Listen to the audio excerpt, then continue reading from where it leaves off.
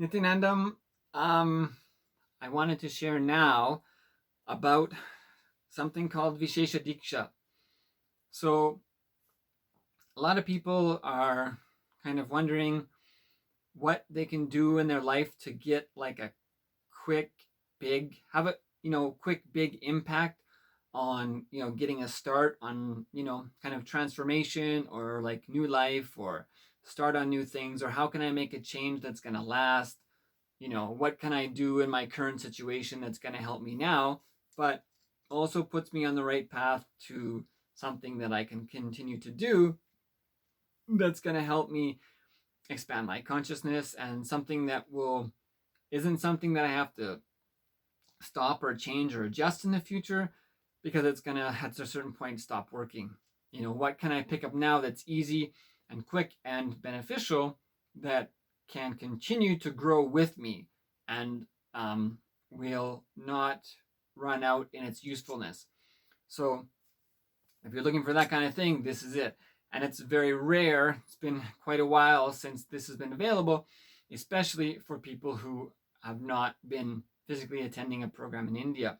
So this is called Vishesha Deeksha. So Deeksha means initiation. So Vishesha Deeksha is like a second level initiation, involves Shiva Deeksha and Vishesha Deeksha. So basically, Deeksha means initiation. It also means like to see or be seen. So, I'm sorry, that's darshan. I'm thinking of Deeksha. Deeksha is initiation. And so, Vishesha Deeksha, Deeksha, initiation. So, what happens during initiation? So, initiation means physically what happens to us is, okay, so basically we're in a situation where we're trying to make some kind of change in our life. And so what you can do is you can do a physical practice, and that physical practice may make a physical change over time, and that physical change over time may have an impact on your brain or the way you think, and then slowly over time those things can come into alignment. And because of the physical change, physical practice that you've been doing, your mind and body can slowly kind of get rewired, so that you kind of slowly get solutions that way. The other kind of thing is like, we can do kind of like a mental practice. And so the more that we live according to those, whatever those mental understandings are, our body gets more aligned to that. So the basic idea is that the ultimate solution that we can get is when our understandings and our cognition is aligned to the highest reality.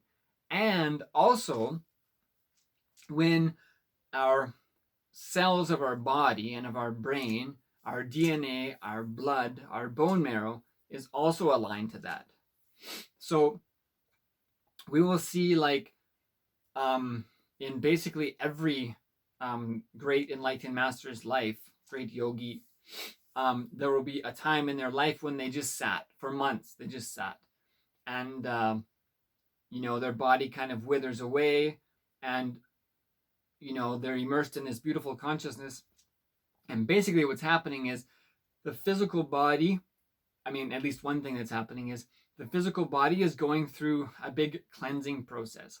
So it is different for beings that take conscious birth, like Swamiji, when they're already enlightened beings and they come down anyway. But for the rest of us, it's like, we bring whatever kind of baggage we bring into this life, and throughout this life, also we're kind of collecting, which something we call as agamya karma. So it's like sanchita karma is like all the karmas that are available, all the kind of attachments and whatnot, belief kind of systems, those desires that are available from all of existence, that sanchita is there. So from all of that, we grab a chunk, and out of that, come down into this body. So that chunk that we bring is called as prarabdha.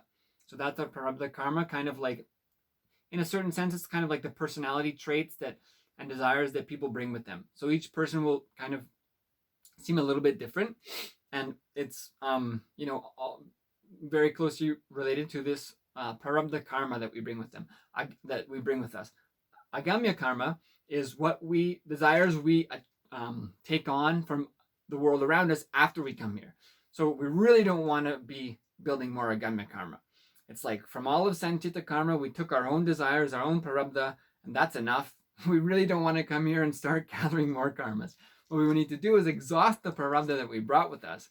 We really don't need to bring on any more agamya karmas of gathering from what's around us.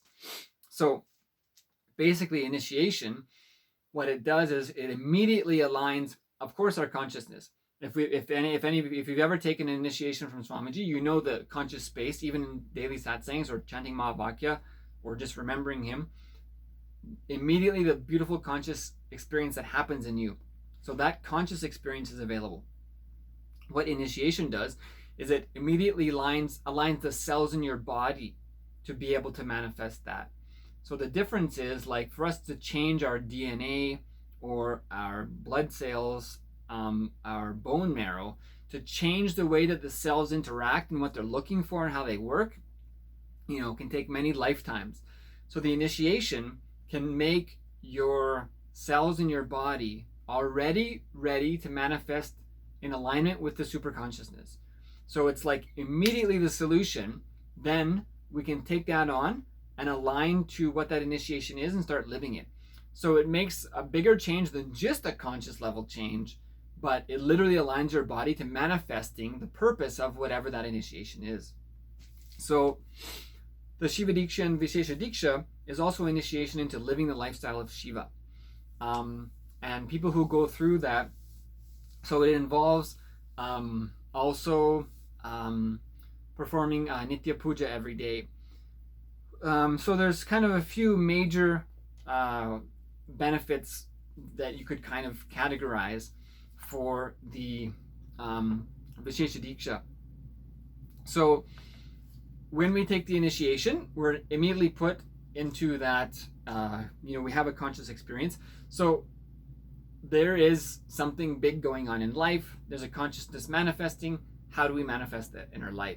So through Vishesha Deeksha, that gives us a direct personal relationship experience of Paramashiva, that source superconsciousness. So how do I start living what I need to live? What's going to help me beyond this body? What can I align to that's going to be eternally beneficial? That is also the ultimate goal that can really help me transcend any of the minor mental, physical relationship challenges. So the Vishesha Deeksha, first of all, it initiates you into the connection with Paramashiva, and to be able to manifest that as an initiation in all areas of our life. So immediately we're given that connection with Paramashiva.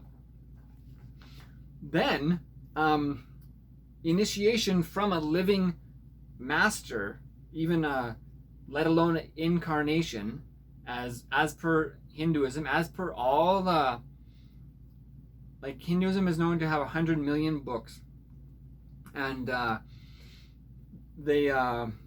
for example, the Bible is, depending on which version you look at, it will be like 32,000 verses, and it comes out to somewhere around 1 million words, I think. So within Hinduism, there's known to be 100 million books, and one of those books is Kamakagama. And Kamakagama has, if I can remember, believe it was 100 billion verses, but it worked out to something like 100 million times. I had it written down here, but it's this. That's one book. So of all these sciences written down, so the Agama will be like this is a little bit going off topic a little bit, but I want to give a little bit of background about what is the real power and strength of the entire civilization of enlightenment that makes an initiation from a living incarnation so rare and so beneficial and beyond what our understanding is. The existence is beyond our understanding. So we can take the best that we can find.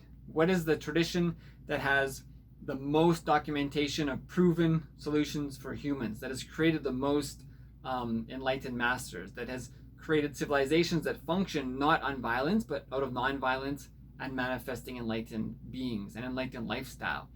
And to what extent that that's broken down comes through the books of Hinduism. It's not just the philosophical understandings and the practices that also create great incarnations and bring them to the planet and create stone cities and stone temples that manifest that for everyone, even for children from the time that they're born.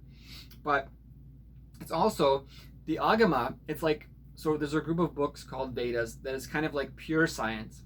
So Agama is like applied science. So exactly what time of day you should wake up, what you should do when you wake up, how to take a bath, how to prepare the water to take a bath, what direction to face when you're taking a bath, what kind of chanting to do when you're taking a bath, even for preparing food, what kind of materials should the vessels be made out of, what size should they be based on what material it's made of, what shape should it be, and what size of mixing spoon and what material it should be made out of based on the vessel that you're using and the kind of food that you're cooking, and what kind of wood should you use to burn the fire that's going to heat the food. To this extent and more.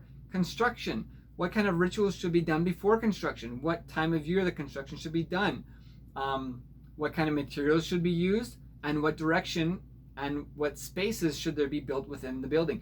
All this is micro-managed to that level of the actions we can take. So an enlightened consciousness or being can come as an enlightened being in the body immediately. And there exists a time, even in human consciousness, where just listening or just being around those kind of beings, we can gain enlightenment. And then, throughout this cycle of time, these kind of sciences and yoga may be lost throughout the humanity, and so it gets written down. And so then people can get enlightened through the readings and that kind of thing. But the human consciousness gets to a point where it becomes very low, where what the humans are doing is destroying the planet and destroying the societies. And so at that point, what is needed is specific instructions of what kind of actions to take. So that comes from not just the Vedas, the pure science, but the applied science of agamas. And one agama is Kamak Agama, which my memory says it's 100 million trillion words, I think, or 100 million trillion verses, one of the two, and which is just one of the books. So I don't know. I did the calculations, but that's just huge. That's a huge book. So that to that extent, the instructions for action to take has been broken down, and these agamas are not. They also are revealed from the superconsciousness. So Vedas is the pure science revealed from Paramashiva, and the Vedagamas is revealed specific instructions, applied science from Paramashiva. So, and not only that, but all of this has been used over many, many thousands of years to reproduce enlightened beings who also ascribe to that as a proven usable science, and has been passed on through generations to recreate an entire civilization for enlightenment that is effective. So it's a huge background that is thankfully there for us, that's usable. Most people don't know about it. Swamiji, as living incarnation, is reviving the original enlightenment civilization. So to have initiation, to be on the planet, it's approximately 6,000 years ago, Krishna was here, a great incarnation. So it's been at least that long since we had someone of the stature of Swamiji to be here. So to take initiation from that kind of living incarnation is almost impossible. So if you're seeing this video, it's not an accident. So Vishesha Deeksha gives us connection to Paramashiva and initiation from a living incarnation. So these are two major benefits. There's two other things I wanted to mention. One of them is Atmalinga. So this is Atmalinga. So it's a special spatika. Spatika, in a certain sense, means crystal. So crystal comes from, it's like if water gets frozen, then it becomes ice. If ice is like compressed and frozen for many, many, many years, maybe thousands of years, it becomes spatika. So it holds energy in a specific way. And if you can see, so this shape of linga, this is the shape as per agama, or as per Vedic science, this oval type shape, if you had to put the cosmos into a shape, this would be the shape of the cosmos. It also represents a shaft of light, so the shaft of consciousness, the landing of superconsciousness on the planet, as you know, Paramashiva. So, and Agama also says a Shiva devotee should always have a Shiva linga on their body. So this, then you can keep. So it's shape of Shiva linga, so it manifests the masculine energy of Paramashiva. Then it also has inscribed on it the Sri Yantra or Sri Chakra, which I actually happen to have an image of that here. So this is a two-dimensional representation of the cosmos. And it's very specific and scientific. So it's a little bit out of focus there, but this is Sri Yantra. So this is a two-dimensional representation of the cosmos. And this also happens to represent the feminine consciousness. So the feminine manifestation of the source consciousness. So we have the masculine represented in Shiva Linga form, and we have the feminine, which is carved on this linga. I'll show you in a moment. The Sri Yantra is carved here. So it has the representation of the masculine consciousness, Nityanandeshwara, Paramashiva, and Nityanandeshwari, Parashakti, the Sri Yantra. Then on the very top, there's something like, we might even call this Bindu. If you can see, there's a small point. Not sure if you can quite see it. But in the very top of the front of the top triangle, there's a point. It's just one point. You might be able to see it there. You can see it. So in the very top triangle, there's a point. That point represents Guru. So this is one of the most beautiful gifts, I have to say. Brings water to my eyes just remembering it. That Swamiji gives such beautiful gifts and initiations. So this comes with Vishesha Deeksha. So it comes, as a manifestation of Swamiji, energized by Swamiji with cosmic energy, with his own blessing. It's called Atmalinga. So specifically for you also, and representing Paramashiva, Parashakti, and Guru. And you have to have it on your body all the time. So this is independent intelligence. Literally can make anything happen, can do healing. So many, many, many, many things. So this also comes for Vishesha Deeksha. So in the Nitya Puja, we do Guru Puja every morning and Shiva Puja. So we do Guru Puja to Guru. So that we start our life with knowing why we're here, knowing what is a great science of enlightenment. Why are we here? What is the purpose? Connect with that. Have the deep experience of Paramashiva through Guru Puja. Then we perform Shiva Puja. So we have Atmalinga. We perform Puja to Atmalinga. So you can get a beautiful linga stand for Atmalinga and perform Puja directly to Atmalinga every day. It's very beautiful. And with Swamiji speaking about the different happenings of Paramashiva, like Satyojata, Vamadeva, and Agora, Tatpurusha, and Ishana. When we do the Paramashiva Puja to Atmalinga, that puja involves identifying, see, the Atma, the Linga, also represents a physical body. So our physical body is also reflected as a representation of Linga. So part of the Paramashiva Puja that we do to Atmalinga is requesting Paramashiva, identifying every part of our body through an intelligent science from Agamas,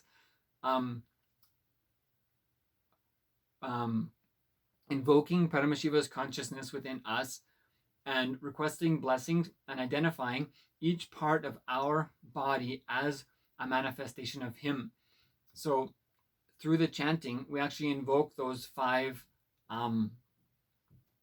happenings of Paramashiva, the 5 phases of Paramashiva, the Satyojata, Vamadeva, Agora, Tatpurusha, and Ishana. Actually associate those with things like each finger has a certain meaning, the hand, the different parts of the body, and the heart center, Anandagandha, navel center. So actually in the Paramashiva Puja, we're literally requesting for all the blessings of Paramashiva by identifying each part of our body with the Atmalinga itself, and requesting Paramashiva, Swamiji, and Guru to bless our physical body with the qualities of Paramashiva by actually chanting that, doing the identifications, and connecting through feeling connections. So it's excuse me, it's beyond beautiful. So this was the third thing to mention about Vishesha Deeksha. So Vishesha Deeksha is going, it should be 22nd, 23rd in North America, 23rd, 24th in India. So the link will be below for the registration. So just the fourth thing to mention about Vishesha Deeksha is all the health healing benefits that happen. So firstly, you have connection with Paramashiva, source consciousness, which is what we need. You have a direct initiation from living incarnation, which is essentially impossible to find anywhere ever. Someone who knows how to use it is sourced in Agamas from the original scriptures. Other enlightened masters have verified that same science. He's tested it on himself and adjusted and tested on modern humanity that is it effective for everyone. That kind of acid wash you cannot find.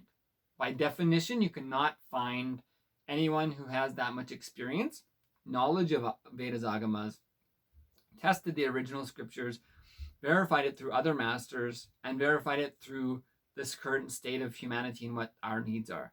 That you literally cannot find that acid wash anywhere.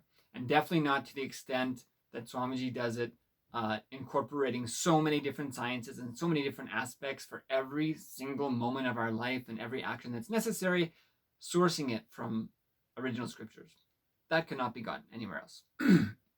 So, we have our connection with Paramashiva, source consciousness. We have initiation from the rarest of realized enlightened incarnations. We have Atmalinga, and then we have just simply the benefits that happen from there with healing and your consciousness awakening and your beautiful connection with yourself and your life, and learning about pujas and what is the experience and why, and learning Sanskrit chanting and Sanskrit terminology, and being more patient with people, being more energetic, more intelligent, learning the science of manifestation, learning about the ancient civilization of enlightenment, and what kind of guidance children need, what kind of improvement societies need, on and on and on. To the extent of the 100 million books we could go to find out what more benefits there are. These are just 4 simple things Swamiji had mentioned. I also wanted to share about it. And so I'll leave the links down below of how you can register for Vishesha Deeksha, or in the associated posting here on Facebook. And of course, comments and questions, please go ahead and share. I'll leave a couple other interesting links there. Anything else you want to know about, please ask. And yeah, so if you're really looking for something, if people want something that can help change, right? That we can But the initiation from living incarnation literally changes your physical cells, aligns them to manifest the superconsciousness. Then all we have to do is just live in alignment with that. So it literally makes changes on a cellular level that otherwise can take many, many, many, many, many years, and essentially we could never achieve anyway, because it's coming from the highest base of consciousness as an initiation. Slowly change our cells with many, many, many years of practice, but the mind still comes into play, and to what extent that purification is happening is dependent on what is the source consciousness, which if we're not there yet, it won't be the ultimate source. So at some time it'll have to be realigned. So just the most beautiful opportunity to get aligned immediately. And techniques there, practices, shlokas, verses, books immediately ready from a proven ancient science that has manifested many enlightened masters, all of whom ascribe to this as the authentic enlightenment science. So thank you very much. We'll end with the Purna Mantra. Om Purnamadav Purnamidam Purnat Purnamudachyate Purnasya Purnamadhaya Purnameva Vashishyate. Om Shanti Shanti Shanti. Hari Om Tat Sat Sarvam Bhagavat Shri Nityananda Paramashiva Parukar Paramastu. Om Nityanandam. Thank you, Nityanandam.